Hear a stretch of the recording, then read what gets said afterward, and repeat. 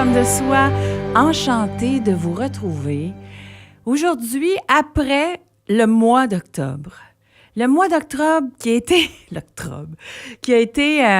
c'est le mois de l'histoire de la femme. Saviez-vous ça? J'en ai pas parlé pendant le mois d'octobre, mais je l'ai vécu. Alors, j'ai décidé aujourd'hui, parce que je me posais la question cette semaine, avec tous les événements pour souligner les femmes extraordinaires qu'il y a eu au mois d'octobre, ça va me prendre au moins 15 posts pour raconter ça à ceux et celles qui me suivent sur les réseaux sociaux.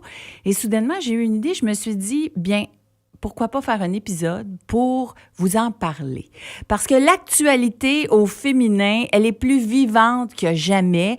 Elle est plus étonnante et rayonnante que jamais. Alors, j'imagine que vous n'avez pas eu le temps de faire tout le tour de ces gros événements-là qui ont eu lieu au mois d'octobre. Et donc, j'ai décidé de vous amener dans ma valise avec moi. Alors, c'est un méga partage de réseaux sociaux qu'on fait dans le cadre de faire une femme de soi aujourd'hui. Alors, le mois d'octobre, c'était le mois où on a souligné pas moins que les 30 ans de Evol, donc qui est un organisme de financement d'entreprises au féminin, mais aussi maintenant de la diversité.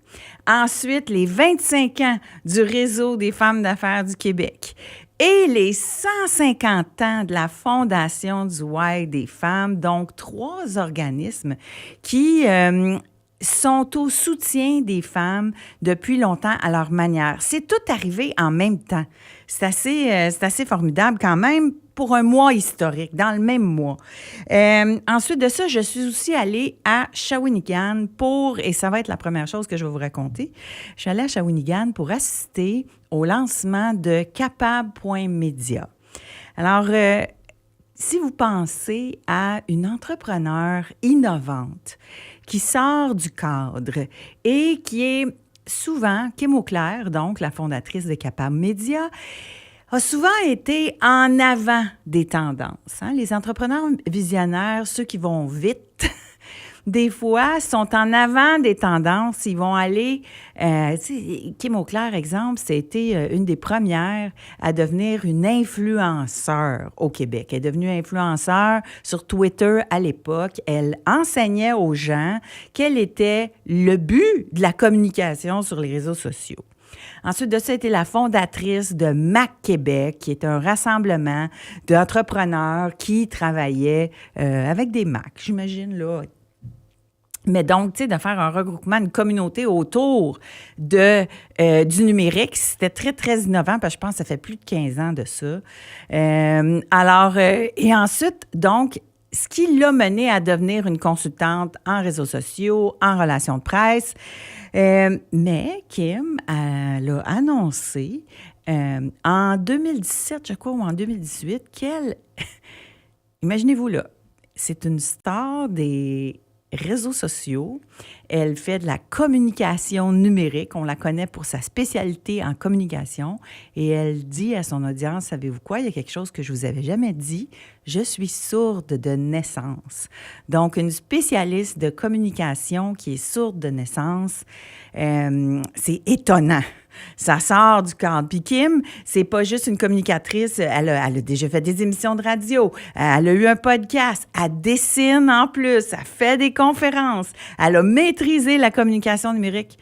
Comme quoi, quand on a une limite, on est capable d'entreprendre sans limite.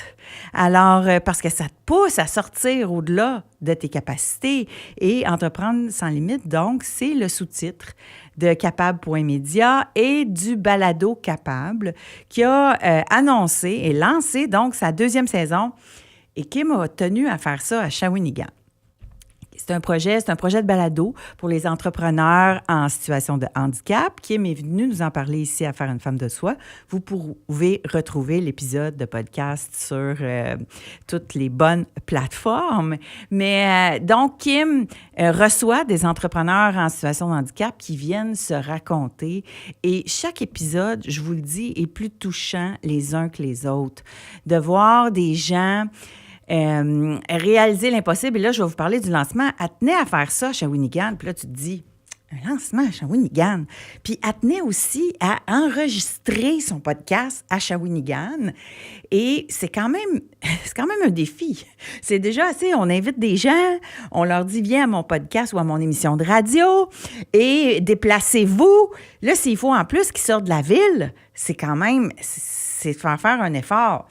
Donc, ce qu'elle a eu comme idée, Kim, ce que j'ai trouvé magnifique, puis c'était les partenaires du lancement, elle a fait un partenariat avec Tourisme Shawinigan et chaque personne qui acceptait de venir à son podcast pouvait choisir aussi de vivre une expérience de tourisme, donc avec un repas au resto, une visite guidée, une nuit à l'hôtel. Je pense que c'était un traitement royal pour tous ces invités. Vous voyez comment c'est innovant comme initiative. Donc, le 15 octobre, lancement de Capable. C'était une soirée très touchante. Écoute, elle ne fait rien comme les autres. Là, tant qu'à faire un podcast, Capable est devenu un portail. Donc, un portail qui rassemble toutes les informations pour les entrepreneurs en situation de handicap, mais aussi qui héberge le balado. Donc, et lors du lancement, il y avait un universitaire qui a fait une recherche sur les enjeux des entrepreneurs en situation de handicap. Il a présenté les propositions suite à sa recherche et c'est toujours en cours. Bref, il y a un projet donc d'un doctorant qui est attaché à Capable.media. Donc, les informations vont être soutenues par la recherche et par la science. C'est formidable. Et et aussi, donc, il y avait Tourisme Shawinigan, il y avait un beau bassin d'entrepreneurs qui étaient là. Et il y a un athlète paralympique qui est venu faire un témoignage. Et c'est comme dans le podcast, on a vécu un petit moment à quoi ça ressemble un épisode de Capable. Il nous a raconté son histoire. C'était quelqu'un qui travaillait dans le bois et qui a reçu un arbre sur le dos et qui a perdu l'usage de ses jambes.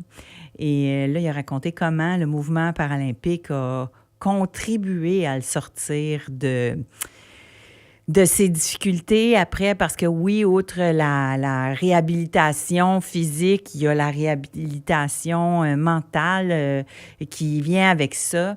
Et c'était beau de le voir donc raconter à quel point les ressources de notre humanité sont sollicitées puis mis de l'avant quand ces personnalités-là... je sais pas, on était tout émus dans la salle. Des fois, c'est simplement une petite parcelle là, de la magie, de la force que la vie nous donne quand on traverse des épreuves. C'est vraiment des beaux témoignages. Alors, Capable.media, c'était un lancement cossu parce qu'il y avait énormément de témoignages et donc, un peu comme Kim Lay, là, multipotentiel, multiplateforme. Alors, beaucoup d'informations, beaucoup de soutien. Kim est allée chercher des partenariats. Ses partenaires étaient là. Donc, autre Tourisme Shawinigan, il y avait la BDC qui était là et il y avait Evol. Donc, c'est au moment où j'ai croisé l'équipe d'Evol, anciennement Femmes et Sœurs, qui me disent « Ah, la semaine prochaine, c'est notre 30e anniversaire. » J'ai dit « Oui, je suis au courant. On va recevoir Géraldine. » Donc, Géraldine Martin qui est venue, qui est un épisode formidable que je vous recommande. Après la chanson, je vais vous donner les numéros d'épisodes, si vous voulez. Mais donc, qui est venue nous parler du 30e anniversaire des vols. Mais donc, Véronique Dargy... pour pas la nommer, me dit « Est-ce que tu viens à ton anniversaire? » Alors, j'ai dit « Bon, ben OK, là, petit voyage au manoir du Lac-de-Lage la semaine suivante pour le 30e anniversaire des vols, donc proche de Québec. » Et c'est là que tout le who's who du leadership féminin, du financement au féminin était là. Les gens se sont déplacés. C'était quand même à 3h30, 4h de Montréal. Beaucoup de gens se sont déplacés pour le 30e anniversaire parce que Evol a eu de l'impact sur plus de 100 000 entrepreneurs depuis sa fondation il y a 30 ans. Je vous raconte tout ça après la chanson. Vous êtes à Faire une femme de soi. Je vous parle de le mois de l'histoire des femmes où il y a eu maintenant, en ce moment, des événements qui méritent votre attention. Je vous parle du 30e anniversaire de Evol. Donc, Evol qui finance des entreprises à propriété féminine. Depuis 20, je dirais, là, ça a été 30 ans, depuis 25 ans et depuis 5 ans, donc la diversité aussi, la communauté LGBT+, et les personnes les personnes immigrantes, bref. Alors, Evol, donc, qui a de l'impact pour les petits entrepreneurs. Mais ce qui a été tout à fait charmant, donc, soirée au manoir du Lac-de-Lage, un endroit absolument magnifique, mais il pleuvait effrayant. Merci à Julie Labrosse, que vous avez connue dans un épisode de Faire une femme de soi, un super épisode. Donc, merci à Julie qui a conduit dans la pluie et qui a bravé la tempête avec moi pour aller jusqu'au manoir du Lac-de-Lage. Et donc, effectivement, il y avait... écoute, le réseau des femmes d'affaires était là, l'audace des femmes au féminin était là. Il y avait Marie-Josée de Prana, donc la fondatrice de Prana qui a fait une allocution. Il y avait Marie-Éloi, une autrice française qui a démarré aussi un mouvement, là, France Femmes. Qui soutient donc les femmes entrepreneurs, qui est venue nous parler de la réalité des femmes en France. Puis on a toujours l'impression, puis c'est pas une fausse impression pour parler à des collègues de l'autre côté de l'océan, on est un petit peu plus privilégiés ici au Canada encore. C'est-à-dire que on est peut-être arrivé à traverser la ligne invisible du pouvoir féminin un peu avant nos collègues françaises. Les résistances sont peut-être... parce qu'il y a la hiérarchie en France. J'essaie de l'expliquer, là, mais il y a la hiérarchie en France.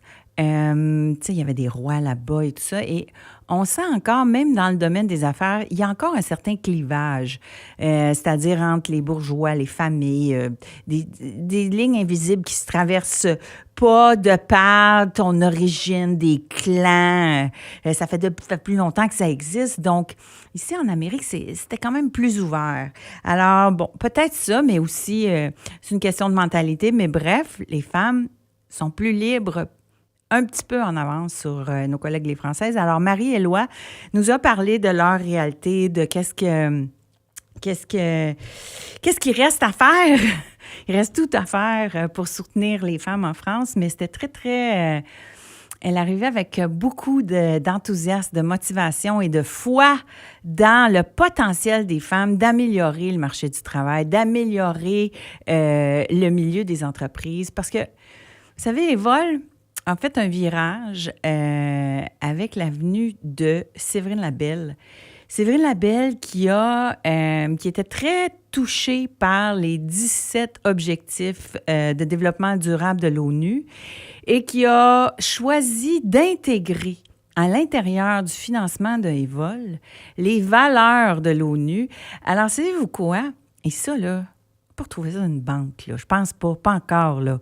Mais un financier qui va diminuer ton taux d'intérêt au fur et à mesure que tu démontres que tu respectes les objectifs du développement durable de l'ONU, c'est absolument visionnaire et étonnant et charmant, je dirais même, parce que ça encourage donc les entreprises à, tu sais, je vous donne un exemple, tu sais, de l'équité envers les femmes, ça en est un des objectifs de développement durable, zéro déchet, donc, c'est des objectifs là, fort louables. Bref, c'est intégré dans la colonne vertébrale de Evol. Mais et maintenant, on a Géraldine Martin qui arrive avec sa vision que chaque petit pas peut transformer le monde. Alors, eux transforment des PME, des petites entreprises. Il y en a des centaines de milliers au Québec. Ils ont eu de l'impact sur des centaines d'entrepreneurs et d'entreprises Evol. Et pour elle, cet impact-là, de chacune de ces petites entreprises-là, change le monde. Une petite entreprise à la fois, elle y croit fermement. Et ça aussi, donc, on le sent que c'est devenu ancré. Donc, le respect envers les petits entrepreneurs, ça se ressent quand on entend le discours de Géraldine Martin.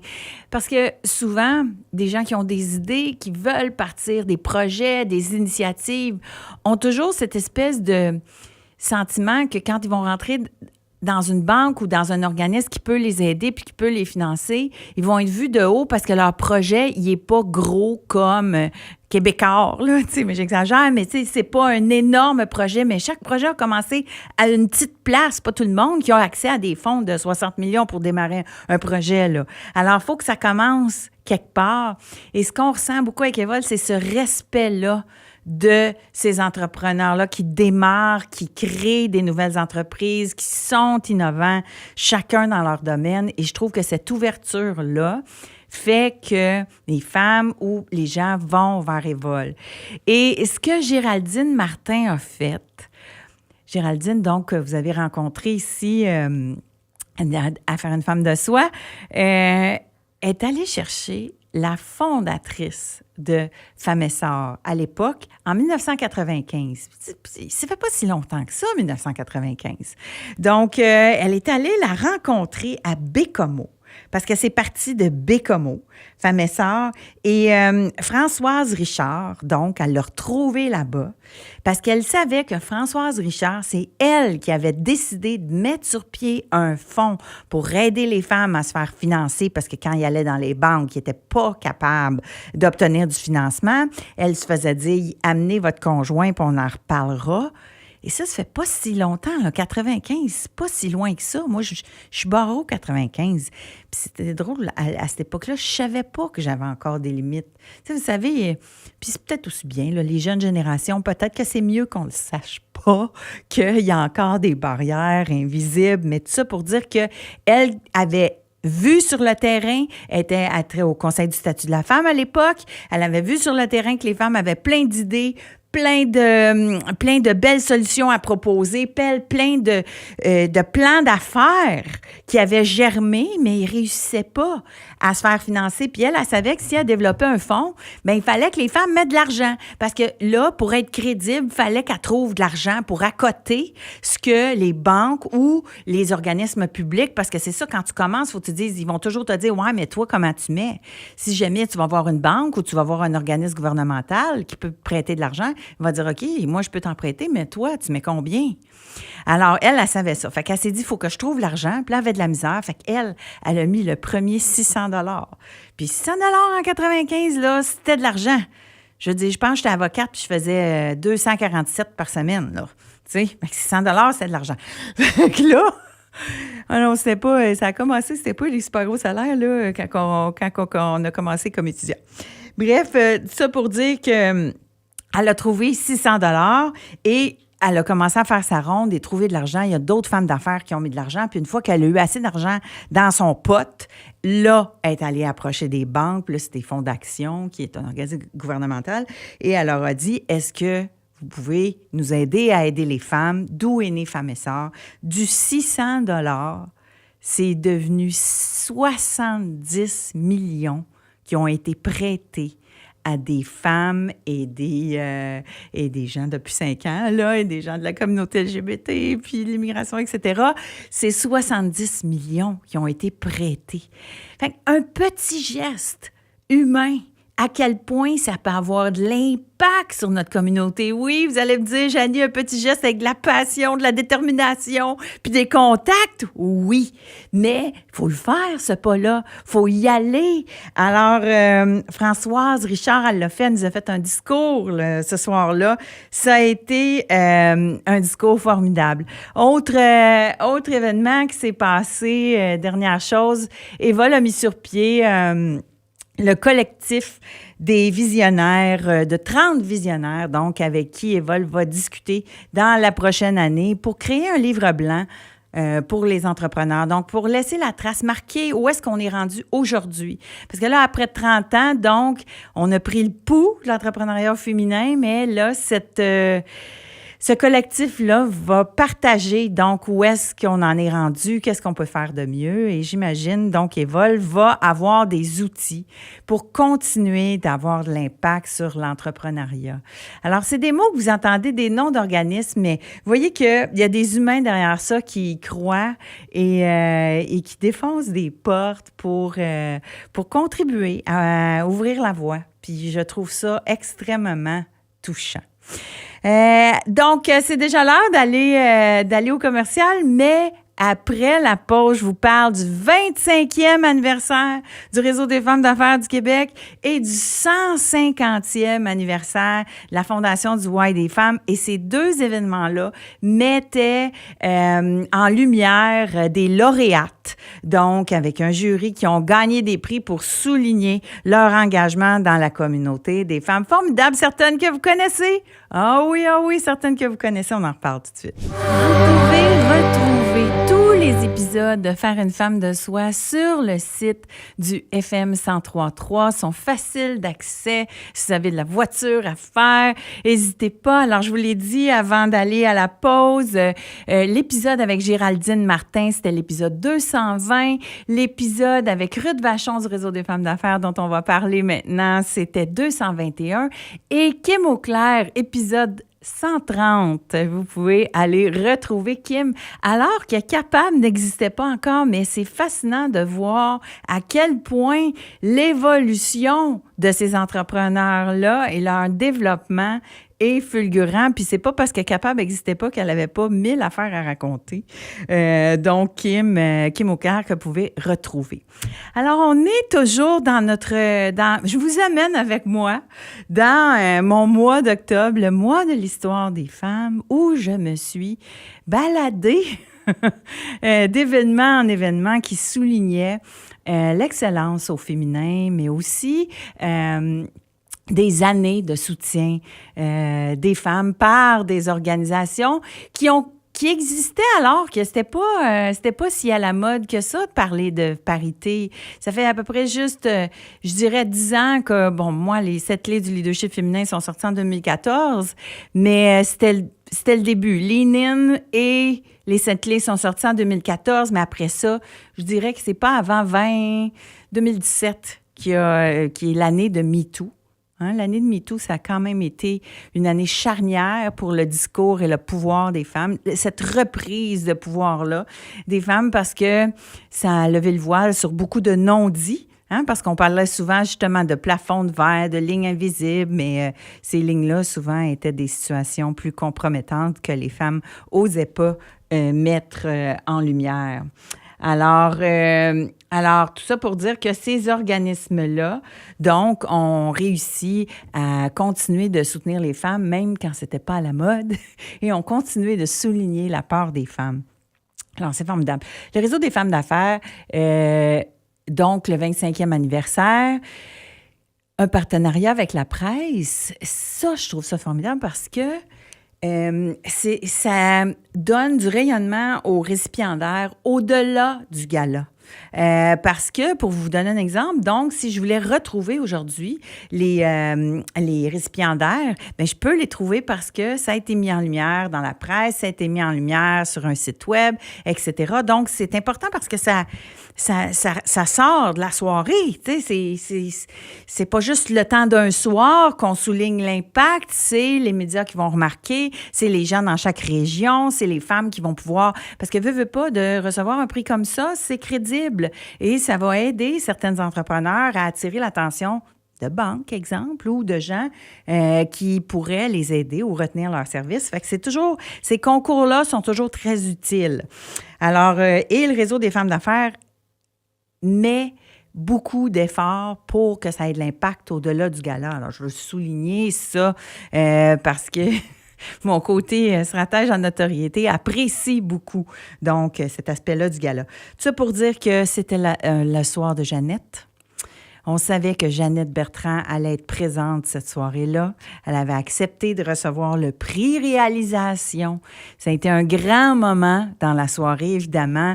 Il y avait beaucoup d'émotions autour de la présence de Jeannette. Moi, je me disais, mon Dieu, elle va vivre son moment. Maurice Richard, les gens vont...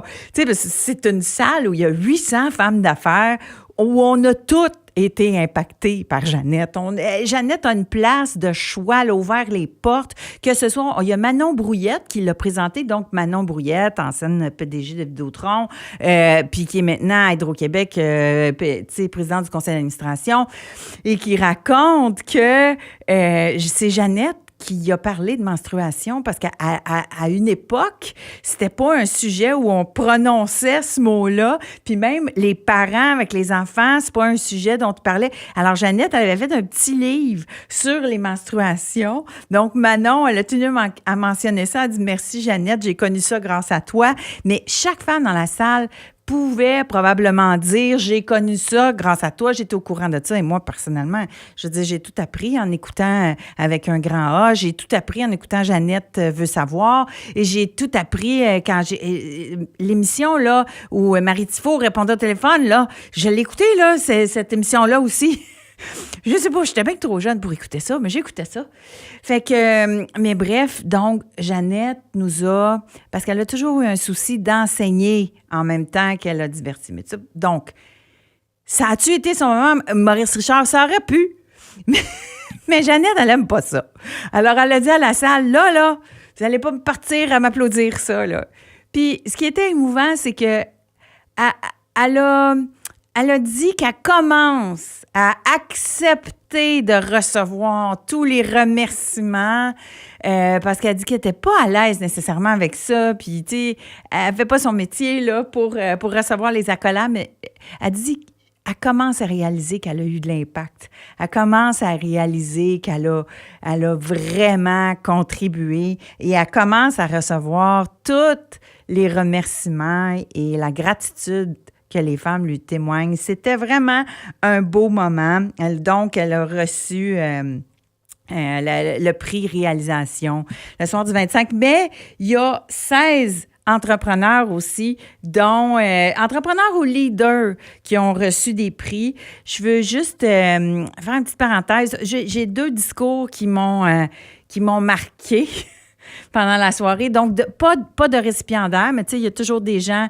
du milieu qui viennent présenter des prix. Puis la jeune fille de la presse qui est venue nous faire un discours tellement authentique puis poignant où elle disait aux femmes que c'était difficile d'être une femme leader. En tout cas, c'est ce que j'ai retenu, puis ça m'a beaucoup touchée parce qu'elle disait quand vous arrivez dans vos positions que vous avez lutté si fort pour avoir, puis là, on vous dit que vous êtes trop ci, trop ça, pas assez de même, puis c'est tellement vrai!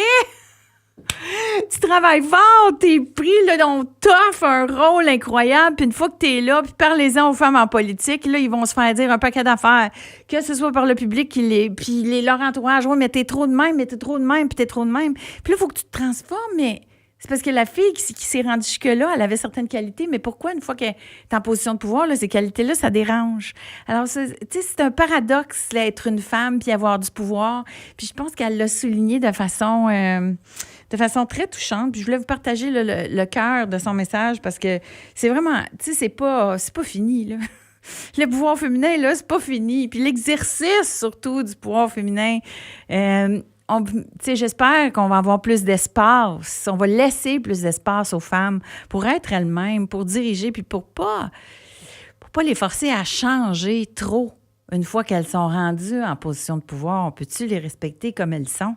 Bref, ça, c'était touchant, mais il y a aussi à la Chambre de commerce de Montréal, on a souligné le départ de Louise Lauzon, qui était ma voisine, mais qui était à la Chambre de commerce de Montréal pendant 40 ans, je crois, et qui a soutenu là, toutes les initiatives, les différents leaders qui ont été là, et elle est décédée subitement cet été. Elle n'était pas vieille, Louise, et c'était un choc pour beaucoup des gens de la Chambre de commerce, et donc pardonnez-moi, là, ménopause. Je savais pas que j'allais vous parler de ça. Mais son nom m'échappe, je vais vous le mettre dans la descriptive de l'émission. Mais elle est venue mentionner qu'on a toute une Louise dans notre vie. Vous savez, ces femmes qui sont plus dans l'ombre, qui soutiennent, qui sont importantes, qui font rouler les organisations, qui s'assurent que tout est prêt à bonne place, qui organise des missions à l'étranger, tous les différents événements de la Chambre de commerce. Louise était très appréciée dans l'ombre et probablement que c'est très difficile. Son départ laisse... et elle a dit, vous avez toutes des Louises dans votre vie. J'espère que vous prenez le temps de les remercier. J'espère, parce que c'est pas toutes les femmes qui doivent prendre le micro. On n'est pas toutes pareilles. On n'a pas toutes les mêmes aptitudes, aspirations, choses qui nous permettent de nous épanouir. Des fois, c'est autre chose. Donc, on a toutes des Louises dans notre vie, puis elle nous a dit, prenez le temps de les remercier. J'ai trouvé ça très touchant.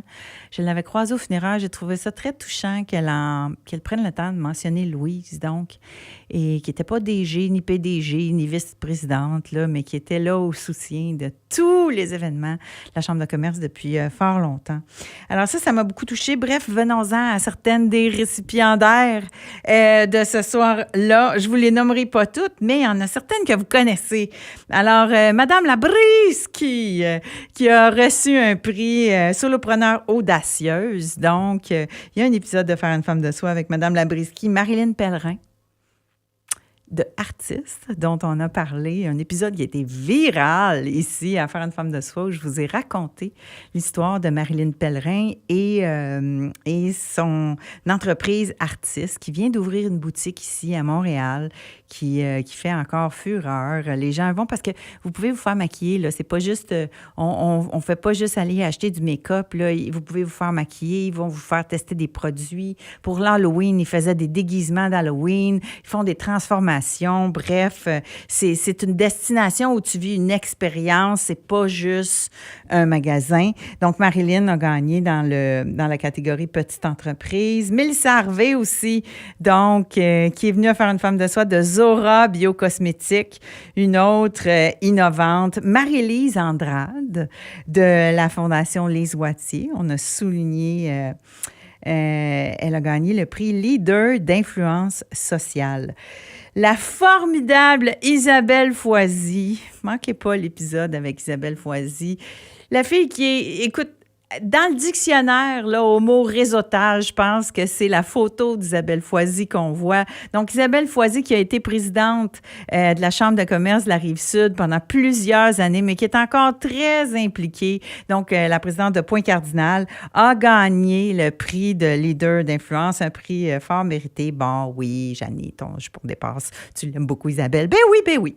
Fait que, mais c'est formidable. Je les connaissais pas toutes. Mais la Fédération des agricultrices du Québec qui a gagné Économie inclusive, la gang des agricultrices, vous savez, j'ai fait des conférences pendant 10 ans là, sur le leadership féminin et c'était toujours des moments mémorables d'aller voir les agricultrices, des femmes. Il y a du leadership dans le nez, là. Chez les agricultrices, elles sont tu sais, je veux dire, c'est un métier qui demande beaucoup, beaucoup d'aptitudes. Vous savez, à l'époque, les agriculteurs étaient sur le terrain, puis il y a peut-être une femme qui s'occupait de la comptabilité, puis de tous les papiers, puis de toutes les affaires. Les agricultrices, maintenant, ils font tout. Alors, c'est des femmes dynamiques, ancrées. J'apprenais autant d'eux autres que les choses que j'avais à leur partager. Alors, prendre un moment pour les saluer. Elles sont absolument formidables. Bref, une soirée qui fait rayonner les femmes, leur travail, mais aussi, donc, chaque personne qui vient présenter un prix, c'est un acteur de l'économie du féminin. Donc, grosse soirée de réseautage où les gens... Donc, le girl power est en action ce soir-là aussi, là, plus que jamais. Alors, c'est au Palais des Congrès. C'est une belle soirée qui fut pourtant longue pour la gaine et les talons hauts que j'avais.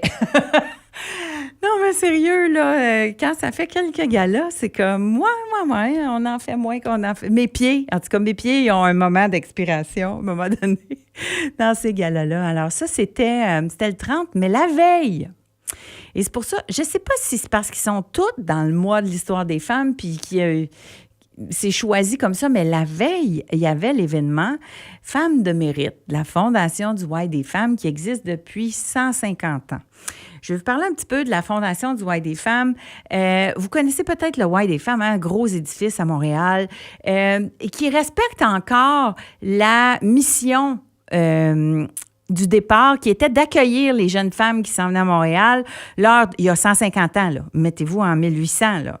Fait que, c'est ça, là. Ils traversaient parfois l'océan, mais parfois, ils venaient des régions, ils s'en venaient à Montréal. Donc, on accueille les femmes, on leur donne un toit, on leur donne de quoi manger. Ensuite, on va les aider. Donc, formation, enseignement, et c'est encore cet esprit-là aujourd'hui. Si vous voyez l'édifice, donc, il y a de l'accueil, il y a de l'hébergement pour les femmes, il y a aussi... Je ne sais pas si ça existe encore, mais on pouvait coucher là. Hein? C'est un hôtel aussi, là, des chambres où les gens pouvaient rester à Montréal pour quelques nuits. Histoire de monétiser cet espace-là. Des formations, on remet. Donc, c'est des femmes en difficulté aujourd'hui, donc qui ont besoin d'aide. Alors, on va les former, on va les aider. C'est de la réinsertion sociale.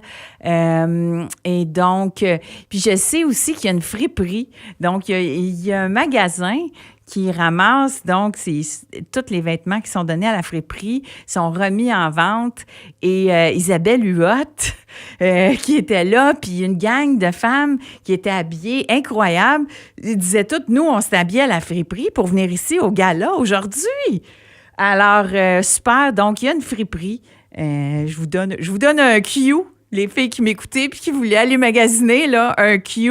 Alors, une friperie où il y a des super beaux vêtements pour les femmes, donc pour les fonds. Parce que qui dit gros édifice pour soutenir les femmes, c'est beaucoup besoin de financement, beaucoup besoin d'aide. Alors, il y a le Why et il y a la fondation du Why. Donc, la fondation, vous l'aurez deviné, c'est celle qui est en charge d'aller chercher les fonds pour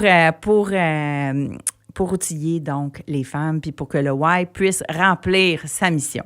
La fondation donc qui existe depuis longtemps et le prix Femmes de mérite souligne les réalisations de femmes dans divers domaines. Et là, on a eu Chantal Bernatchez qui est venue la semaine dernière, qui a une entreprise tout à fait originale et innovante. C'est une mission sociale, c'est du développement durable. Donc, elle recycle et elle aide aussi les jeunes en situation de neurodivergence. Mais d'autres femmes et d'autres entreprises ont été récompensées. Et là, moi, je pensais que... J'ai pas pris de notes, là. Je suis dans un gala où j'étais avec une table de femmes formidables, la BMO. Je les salue. Vous savez, là, la BMO était représentée, c'était juste des femmes, puis des femmes en position de pouvoir, là, de vrai pouvoir. Alors ça aussi, c'est inspirant de voir que... les banques ont de l'ouverture à des femmes, fait que j'espère que ça donne plus d'ouverture au financement pour des femmes. Mais tout ça pour dire que là, j'ai pas trouvé de communiqué après pour me dire qui étaient les lauréates. J'ai ni de site. Est-ce que, des fois, vous savez...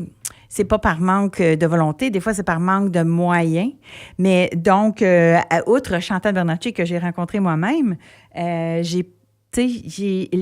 de faire des concours comme ça, c'est super intéressant, mais c'est important de leur donner du rayonnement après.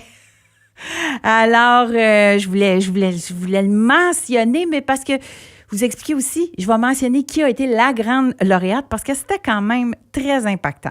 Parce que toutes les femmes qui ont gagné des prix, il y avait des vidéos, on a rencontré tout leur parcours et donc tous ceux qui sont dans la salle sont mis au courant de ces entreprises-là et ça fait du réseautage organique quand même intéressant. Donc, on va nourrir ces leaders-là puis ces entrepreneurs-là. Mais il y avait aussi Véro. Véro, donc, on a souligné son engagement ce soir-là. On a souligné son leadership féminin et elle a gagné, donc, le prix réalisation. C'était la Jeannette de cet événement-là. Mais c'était touchant parce que c'est Marina Orsini qui animait.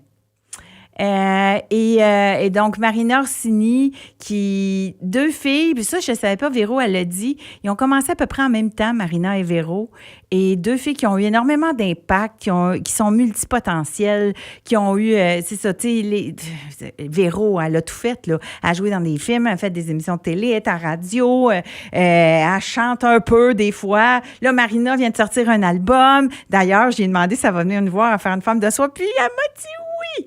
Alors, donc, Marina qui est en tournée, puis qu'on connaît là, l'ampleur du pédigré, mais il y a Marie-Mé aussi qui est venue, là, qui est venue en surprise pour offrir le prix à Véro.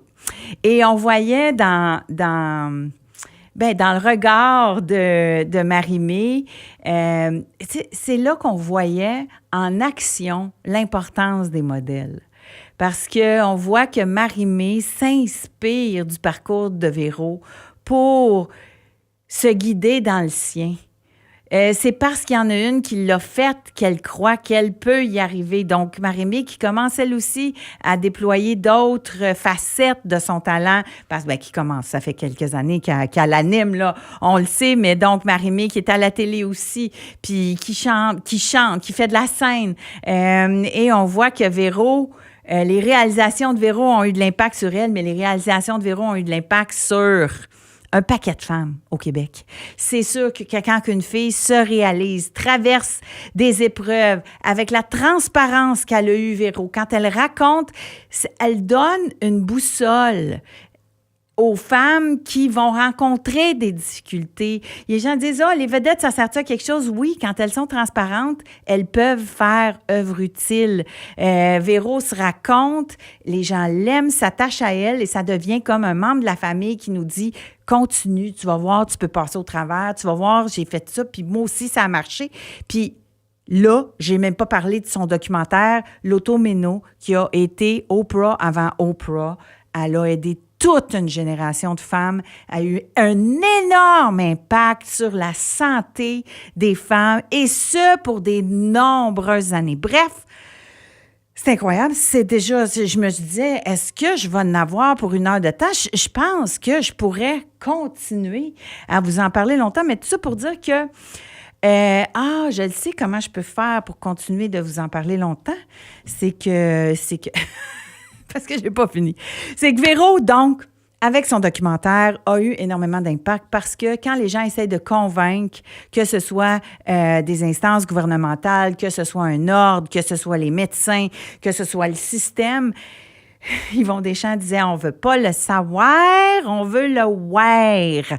Alors, quand Véro s'est racontée, comme elle l'a fait dans son documentaire, elle a été extrêmement importante pour toute une génération et les générations futures de femmes parce qu'elle a ouvert la porte à des traitements, à être capable d'en parler. Moi, je ne serais pas capable de vous dire aujourd'hui que si, après avoir lu son nom 64 fois ce matin, pourquoi je ne me souviens pas de tel nom, là, bien, c'est à cause de ma ménopause. Alors, mais tu sais, d'oser dire les choses, d'accepter qu'on a des limites, de pouvoir en parler avec notre famille, nos conjoints autour de nous, ça s'en est-tu de l'impact? C'est incroyable. Donc, moi, je pense que c'est un des premiers prix que Véro gagne pour son impact sur la génération, sur des générations féminines. C'est le premier, mais c'est pas le dernier. Parce que, tout comme Jeannette, elle a eu énormément d'impact. On s'en va en chanson quelques secondes. On revient tout de suite parce que j'ai une grosse nouvelle à vous annoncer à la fin de Faire une femme de soi. On est de retour à Faire une femme de soi. Pour terminer, je vous ai annoncé que j'ai une grosse nouvelle à vous annoncer. Alors, j'ai eu cette semaine la confirmation. Marquez ça dans votre agenda le 21 novembre prochain. Notre invitée à Faire une femme de soi sera nulle autre que la légendaire Jeannette Bertrand. Mon Dieu, je m'excuse, je suis super émue. C'est comme, Jeannette va venir nous visiter. On va être en plein Salon du Livre. C'est là qu'on va remettre le prix Jeannette Bertrand. Donc, une initiative qu'elle a mis sur pied pour contribuer à souligner le rayonnement de jeunes autrices ou d'autrices, donc qui poursuivent son œuvre. Jeannette qui lance un livre à 100 ans. C'est extraordinaire, vraiment, là. 100 ans d'histoire, donc, qui sort en librairie. Elle va nous parler de ces histoires qu'elle a permis à plusieurs personnes de raconter. Donc, elle va venir nous parler de ça. On va parler aussi de son legs, de son impact. Et j'ai vu que le 21 novembre, c'est la Journée internationale de la télévision. Et je vous parlais de l'impact de Véro. Véro a eu un impact avec un documentaire, mais dites-vous que Jeannette, des émissions comme ça, elle en a fait des centaines. Elle a fait des centaines d'émissions qui ont eu de l'impact sur toute une génération de femmes. Elle nous a éduquées, elle nous a ouvert les yeux, elle nous a ouvert les portes. Et elle va venir nous raconter ça. Puis hier, faire la petite histoire, mais je mangeais avec une amie qui est une des plus grosses showrunners au Québec. Là. C'est donc elle est derrière Indéfendable, pour ne pas la nommer, là, Isabelle Chevrier. Puis je me disais, au Québec, on a des femmes qui ont été à la tête de grosses émissions de télévision.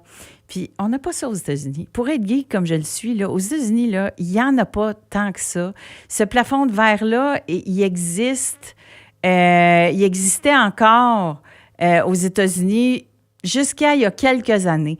Mais vous savez, ici, au Québec, on a donc Isabelle Chevrier, on a Fabienne Larouche, on a donc plusieurs femmes qui sont à la tête d'émissions de télévision. Et sans Jeannette, je pense pas que ça serait passé comme ça. Donc, avoir des femmes qui nous racontent, les femmes, c'est très important dans une... Tiens, c'est peut-être aussi, comme on en parlait en début d'émission, une des choses qui a contribué à ce que les femmes du Québec ont un peu d'avance dans la libération par rapport aux femmes de la France. Alors, merci d'avoir été avec moi dans cet épisode où on a souligné le mois de l'histoire des femmes, où je vous ai mis dans mon baluchon puis qu'on est allé faire le tour des nombreux événements qui ont souligné l'excellence au féminin. Alors, 21 novembre prochain, Jeannette Bertrand qui vient à faire une femme de soi. On se retrouve la semaine prochaine. Merci tout le monde. FM 103.3